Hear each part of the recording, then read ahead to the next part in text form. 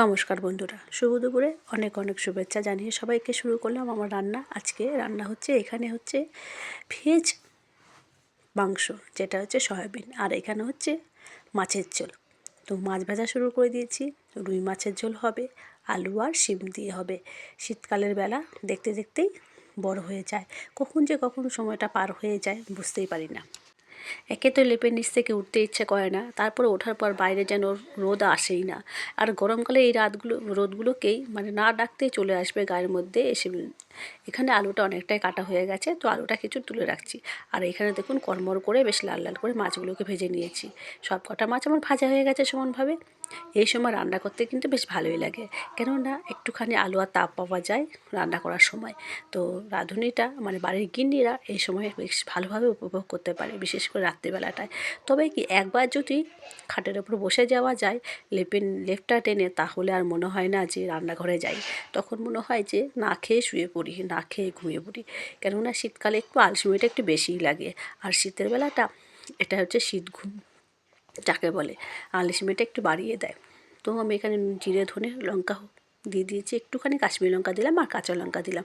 ছোটো ছেলে আমার ঝাল খেতে পছন্দ করে না একদমই, আর ঝাল খেলে ও ঝাল হলেই বলবে আমি খাবো না, এক গাল মুখে দিয়ে খাবে না। ওই জন্য একটু কাশ্মীরি লঙ্কা দিয়ে ঝালটা করে নিলাম, কালারটা করে নিলাম।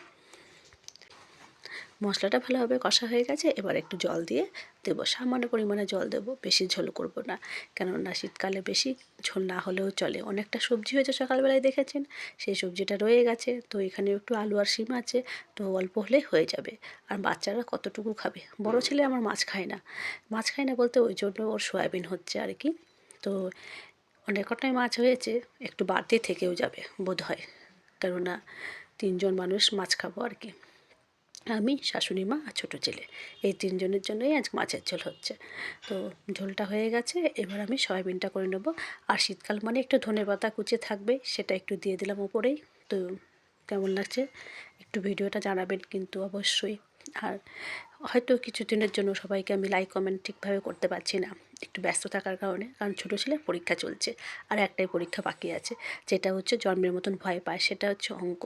ভীষণ কাঁদে অঙ্ক পরীক্ষার দিনকে। আর অঙ্ক করতে গেলে ওর ভীষণ ভয় লাগে।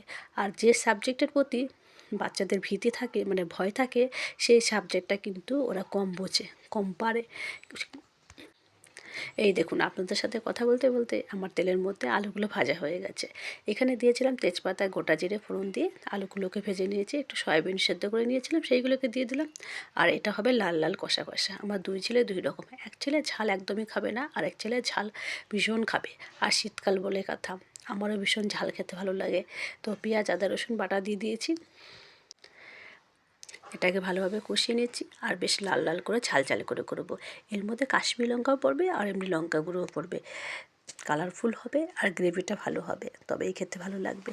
নিরামিষ মাংস বলে কথা, একটুখানি কষিয়ে মষিয়ে না করলে ভালো লাগবে না খেতে। সয়াবিনটা এমনি পাতলা ঝোল করলে ভালো লাগে না খেতে, তাই না বলুন? আমার তো এরকমই ভালো লাগে। সয়াবিন খেতে আমারও ভীষণ পছন্দ। আগে বিয়ের আগে সয়াবিন রান্নার সময়ই টপ টপ করে খেয়ে নিতাম। মা যদি রান্না করে রাখতো, সেটা ঢাকনা খুলে সয়াবিন তুলে তুলে খেয়ে নিতাম। সেটা আমার বড় ছেলেরও আছে, যে ঢাকনা খুলে সয়াবিনগুলো খেয়ে নেওয়ার।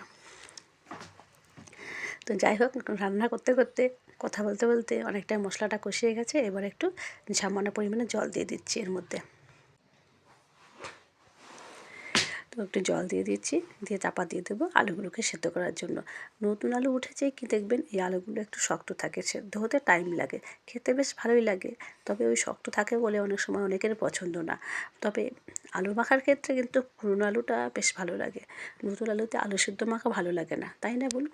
তো ঝোলটা দিয়ে দিয়েছি, এবার ঢাকা দিয়ে নামিয়ে নিচ্ছি। তো কেমন লাগলো ভিডিওটা জানাতে কিন্তু ভুলবে না। সবাইকে রেখে টাটা।